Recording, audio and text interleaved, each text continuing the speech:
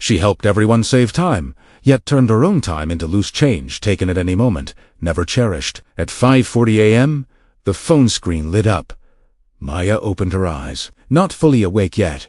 Her hand had already reached for the phone. One message was from her mother. "Are you up? Help me check the price of that rice cooker online. Your dad insists on buying it." The second was from her best friend. "Honey, I'm moving next week. Can you come help this weekend? You're the most reliable." The third was from her daughter's school. "Reminder parent-teacher meeting at 3 p.m. today. Please attend." She hadn't even gotten out of bed, and already 4 people were waiting for her. Have you ever had a morning like this? Before your alarm even rings, the whole world has already lined up, waiting to take the first piece of your time. And you haven't even had a sip of water yet.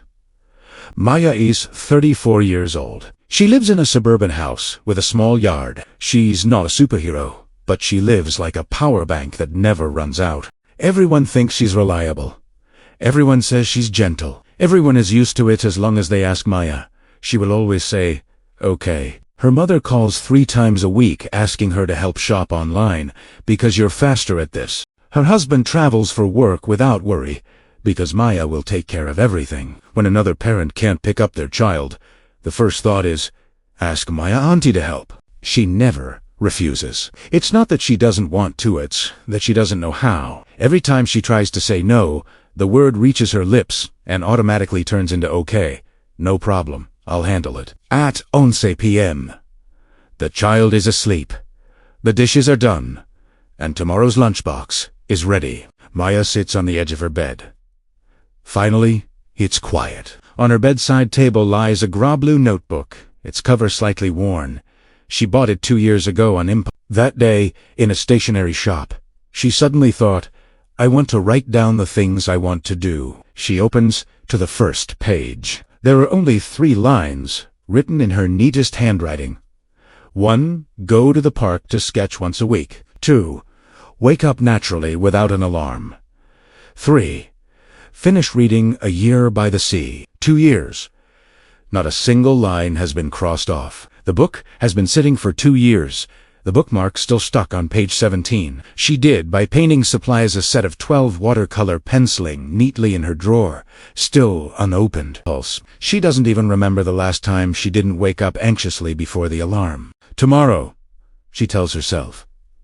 How many times has she said tomorrow? She doesn't know. She only knows that tomorrow is always filled with other people's needs. Her own small desires are always at the end of the line and they never get their turn. One day Maya made a decision.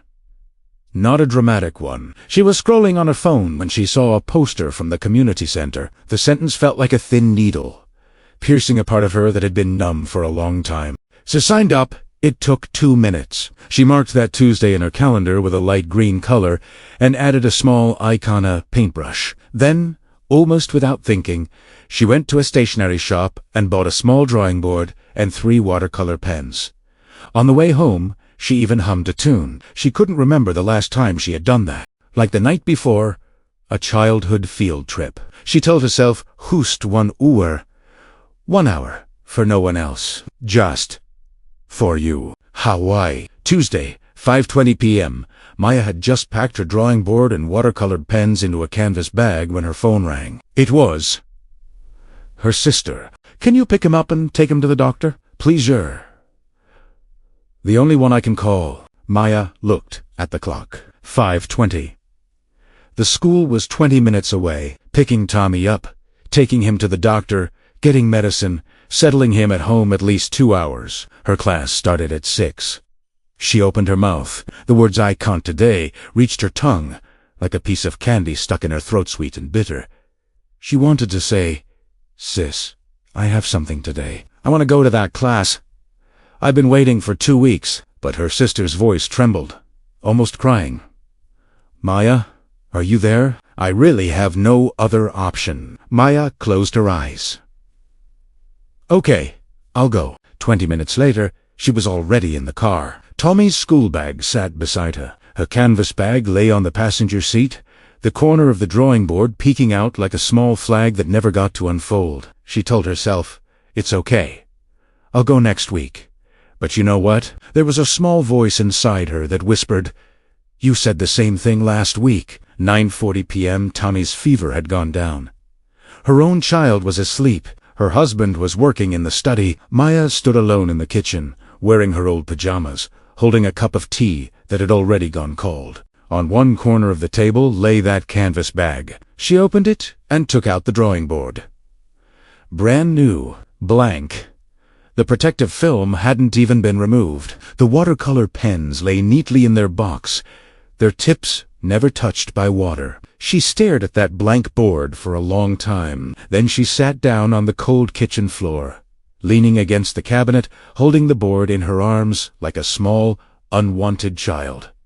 She didn't cry. She just felt something inside her break. Not the kind of collapse that crashes loudly, but like a sheet of paper crumpled beyond smoothing. She thought about the past 10 years. Since the year her daughter was born, she hadn't done a single thing for herself. Her time was like a big cake. Everyone came and took a slice of her mother, her child, her husband, her friends, even neighbors. In the end, nothing was left for her. And everyone told her, "You're so kind. You're so reliable." But no one asked, "Are you tired? Are you okay? What do you want?" A sentence came back to her. She didn't remember where she read it, but that night, it drove itself into her mind like a nail. "I'm on time for everyone. I've just been late for myself for so long that I no longer expect myself to show up for me." She held the blank drawing board, sitting on the kitchen floor for a long time. The lights were off. Moonlight filtered through the window, casting a cold silver glow on the watercolor box. The next morning at 5:40, the phone lit up again. But this time, Maya didn't reach for it. She lay there, looking at the ceiling. She heard her husband's alarm downstairs, faint movements in the kitchen. She knew that in 10 minutes, her daughter would come in asking what's for breakfast. She knew her mother might message in half an hour asking her to check a package, but she lay there for 5 minutes, doing nothing, just breathing. Then she got up. She didn't rush to the kitchen. She didn't open her phone. She walked to the balcony, sat in a wicker chair she had never used, picked up A Year by the Sea, and turned to page 7. She read for 15 minutes. When her daughter came in, Maya was reading a passage describing waves crashing against rocks. "Mom, what's for breakfast?" Maya looked up and said calmly, "10 minutes, sweetheart. Mom is reading for a bit." Her daughter froze. She had never heard her mother say something like that. In air memory, Mom was always the first to wake and the last to sit down. Always in the kitchen. Always busy. Always signing, "Just a minute." But today, Mom said, "I'm reading. 10 minutes." The little girl blinked, then nodded and quietly closed the door. Maya lowered her head and read 2 more pages. Then she stood up, went into the kitchen, and made breakfast. As rich and punctual as always. But something was different. 15 minutes were hers. She had protected them, just as she had protected everyone else's time for the past 10 years. She finally protected her own. Standing by the stove, the corner of her lips curved slightly upward. Maya's story didn't end there. She didn't quit her job. She didn't move away. She didn't become a selfish person. She still answered her mother's calls, still helped her sister, still made breakfast for her daughter. She was still the gentle, reliable Maya everyone depended on. But she learned one thing. She began, every Tuesday evening, to put her phone on silent, sometimes for an hour, sometimes just 20 minutes. She colored that time light green, like the little paintbrush icon in her calendar. She told herself, "This time is for no one else. It's for me. You are not a clock. You are a person. A clock has no choice but. You do." So let me ask you, when was the last time you set aside time for yourself? Not when I have time. Not after I get through this busy period. Not next week for sure. But something real, something that already happened, time you protected for yourself. If today were the first day you showed up on time for yourself, what would you do with that time? Read 5 pages. Drink a cup of tea without interruption, or just sit by the window and do nothing. Write 1 word in the comments. Let everyone know that starting today, you are showing up for yourself on time. If you know someone like Maya, someone who is always on time for others, but always puts herself last, share this video with her.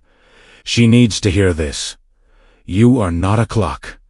You are a person. You deserve your own time. See you next time.